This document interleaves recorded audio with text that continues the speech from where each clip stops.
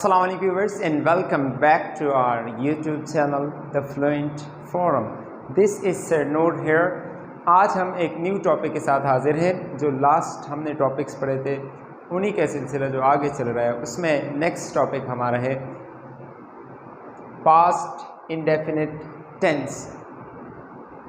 Tenses को पढ़ रहे थे, पहला पढ़ा था प्रेजेंट इंडेफिनिट, फिर हमने प्रेजेंट कॉन्टीन्यूअस पढ़ा था और आज हम पढ़ेंगे पास्ट इंडेफिनिट टेंस।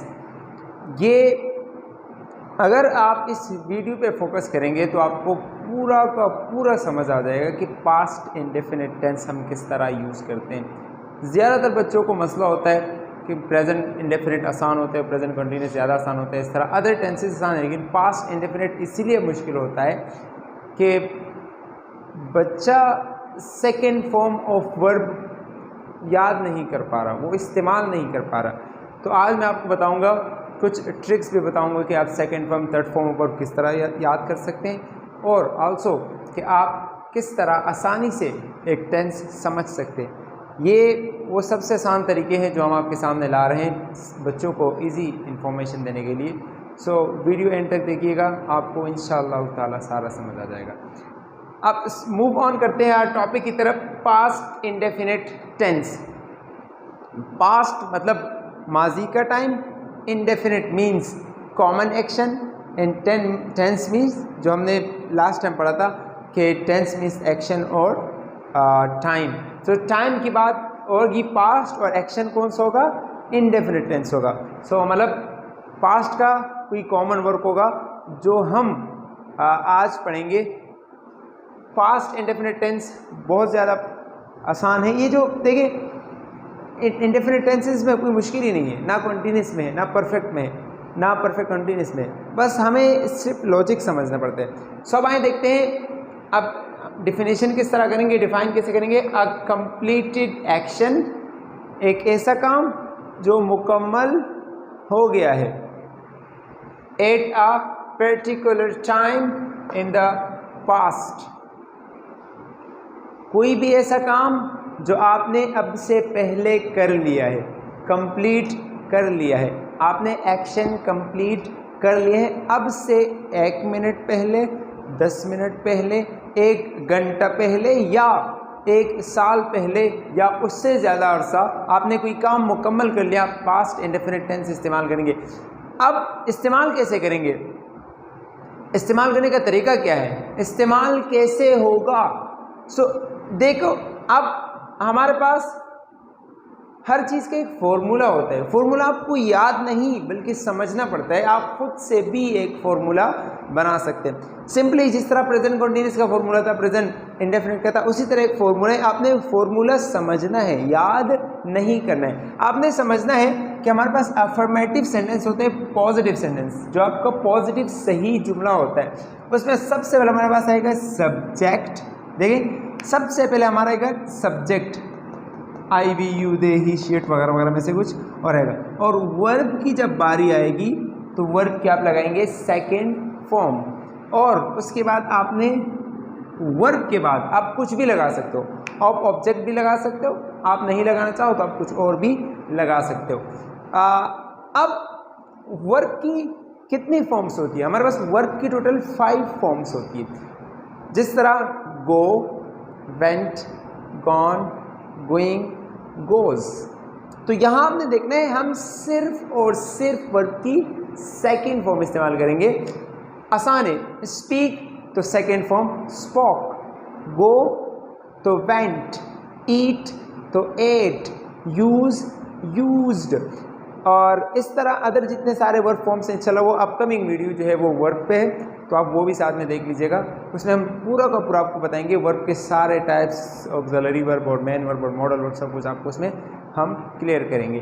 अब वर्ब की सेकेंड फॉर्म और ऑब्जेक्ट, यहाँ पर एक एग्जाम्पल है। ही सब्जेक्ट है, ही कंप्लेंड वर्ब की सेकेंड फॉर्म। फर्स्ट फॉर्म यहाँ तक थी कंप्लेन और ये सेकेंड फॉर्म है। So he complained to the manager last week. यहाँ पर एक बात हो रही थी, पर्टिकुलर टाइम की, कि किसी ख़ास टाइम पे आपने कोई काम किया है। अब ये जो कंप्लेन हुआ है ये कब हुआ है? ये लास्ट वीक। तो लास्ट वीक हमारा क्या था? एक पर्टिकुलर टाइम था।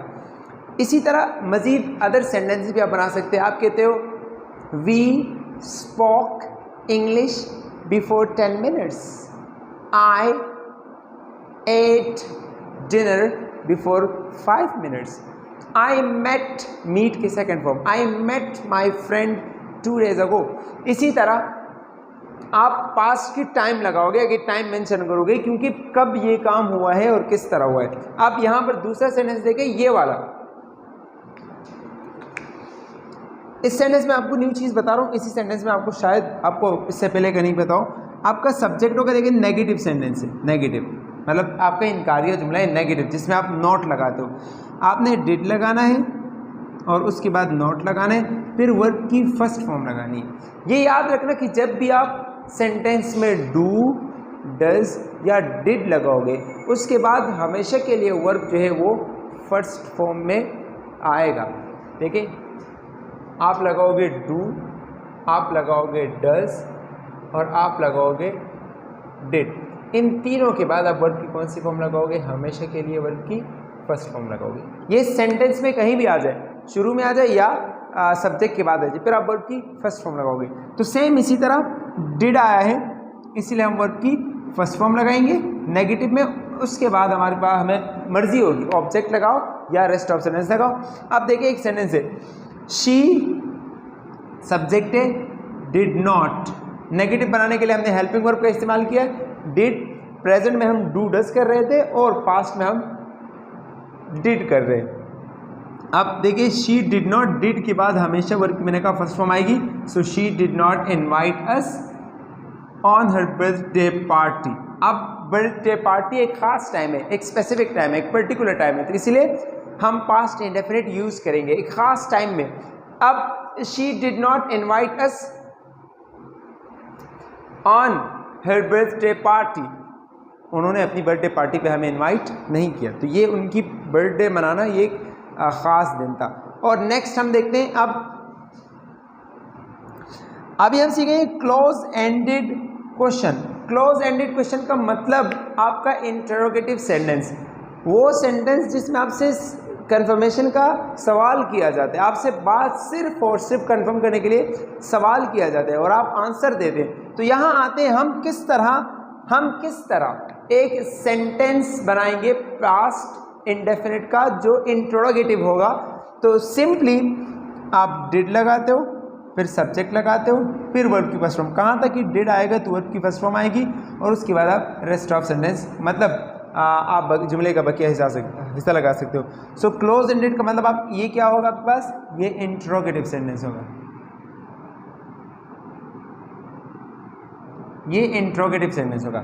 अब देखो डिड यू वर्ब की first form, did you visit Thailand in 2021, did you visit Thailand in 2021। So आपसे यहाँ सवाल पूछा जाता है, देखो डिड आया है, वर्ब की फर्स्ट फॉर्म आई और इसमें आपसे सवाल पूछते हैं कि आप जवाब दोगे सिर्फ यस या नो में। आपसे सवाल पूछा जाता है क्या आप 2 साल पहले थाईलैंड गए थे, आप बोलो यस या नो।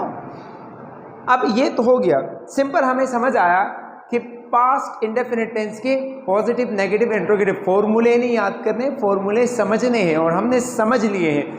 अब अगर कुछ मुश्किल है तो वो क्या है, एक मुश्किल ये है कि सर प्रेजेंट परफेक्ट में भी हमने काम मुकम्मल कर लिया है और पास्ट इंडेफिनिट में भी हमने काम मुकम्मल कर लिया है, तो फ़र्क क्या है। तो फिर क्यों ना हम प्रेजेंट परफेक्ट यूज़ करें, क्यों पास्ट इंडेफिनिट यूज़ करें, क्यों ना हम ज़्यादा आसान बनाएं और पास्ट इंडेफिनिट को काट दें, टेंसेस से हटा दें। क्योंकि अगर प्रेजेंट परफेक्ट और पास्ट इंडेफिनिट सेम है तो फिर दोनों क्यों, एक क्यों नहीं। इन सब सवालों के जवाब आपको तब मिलेंगे जब हम प्रेजेंट परफेक्ट पढ़ाएंगे। उसमें हम डिफ्रेंशिएट करेंगे कि कौन सा ऐसा एक्शन होता है जो हम पास्ट इंडेफिनिट में यूज़ करते हैं और कौन सा ऐसा एक्शन होता है जो हम प्रेजेंट परफेक्ट में इस्तेमाल करते हैं। स्पोकन में तो मसला ही नहीं है, कोई भी बोल दो, हमारे पाकिस्तान, इंडिया, अदर कंट्रीज़ में कुछ भी बोल दो चल जाता है, इंग्लिश इतनी मुश्किल नहीं है। लेकिन जब आप कोई टेस्ट देते हो, आप कोई कॉम्पिटिटिव टेस्ट देते हो या आप कोई एग्ज़ाम्स देते हो स्कूल वगैरह में, वहाँ फिर चेक किया जाता है कि आपने कौन सा टेंस यूज़ करना था और आपने कौन सा यूज़ किया है। तो इसीलिए ज़रूरी होता है कि हम पूरा का पूरा समझ जाएंगे। पास्ट इंडेफिनिट पहले समझना है, उसके बाद कंपेयर करना है प्रेजेंट परफेक्ट के साथ। तो समझे बगैर हम कंपेयर नहीं कर सकते, पहले ये पढ़ेंगे फिर प्रेजेंट परफेक्ट और पास्ट इंडेफिनिट दोनों को आपस में एक दूसरे में डिफरेंस निकालेंगे कि कितना एक दूसरे से ये डिफरेंशिएटेड है। अब ये तो हो गया, सिंपली एक सेंटेंस बनाता हूँ, मैं कहता हूँ ही, सब के साथ वर्ब की second form, he came, second form of come, he came to coaching today. अब in the morning, he came to coaching today in the morning. अब इसका नेगेटिव होगा he did not come, he did not come. और question बनेगा did you, did you की pronunciation बनती है did you या did he come to coaching today. So ये आपके सवाल बनेंगे। I used mobile after lunch, I did not use mobile after lunch, और did I use mobile at lunch. ये तो सारे क्वेश्चन और सेंटेंसेस बहुत आसान थे। अब एक रहता है बच्चों के लिए सरदर्दी, वो हमारे पास होता है ओपन एंडेड क्वेश्चन, मतलब ऐसा क्वेश्चन जिसको आपने यस या नो नहीं बल्कि पूरा जवाब देना होता है। जिस तरह हमारे पास, जिसे हम आसान इंग्लिश में WH क्वेश्चन कहते हैं, जो व्हाट, व्हेन, वेयर, हाउ वगैरह वगैरह से स्टार्ट होते हैं। तो वो कैसे हम पूछेंगे? सिंपली आप WH मतलब आपका what, when, where, which, who, whom या हुज, ये आपने लगाने जो आपके WH क्वेश्चन की स्टार्टिंग वर्ड्स होते हैं। उसके बाद आपने डिड लगाना है, मतलब पास्ट इंडेफिनिट का हेल्पिंग वर्ब, फिर आपने सब्जेक्ट, वर्ब की फर्स्ट फॉर्म और ऑब्जेक्ट लगाना है। अब देखिए मैं आपको एक क्वेश्चन बता रहा हूँ, why did she write an email, उसने एक ईमेल क्यों लिखा था to the principal 2 days ago. Question why से है, क्यों, why did she write an email to the principal, उन्होंने एक ईमेल प्रिंसिपल को क्यों लिखा था, ये क्वेश्चन है, क्यों लिखा था। आप देखो शी रोट ए लेटर, क्योंकि आपने पास्ट इंडेफिनिट में जवाब देना है तो फिर वर्ड की सेकंड फॉर्म यूज़ करनी है।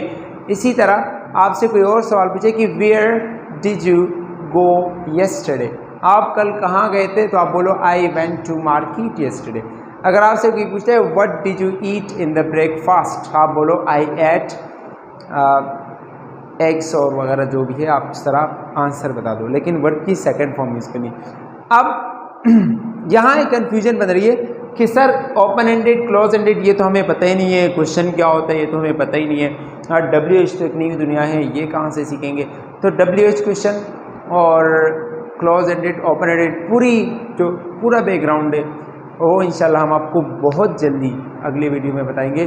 कोई भी क्वेश्चन हो पास्ट इंडेफिनिट टेंस से रिलेटेड तो आप हमसे पूछ सकते हैं, और अगर आपको वीडियो पसंद आई है तो आप अपने दोस्तों के साथ शेयर कर सकते हैं। अब तक के लिए और तब तक के लिए अल्लाह हाफ़िज़।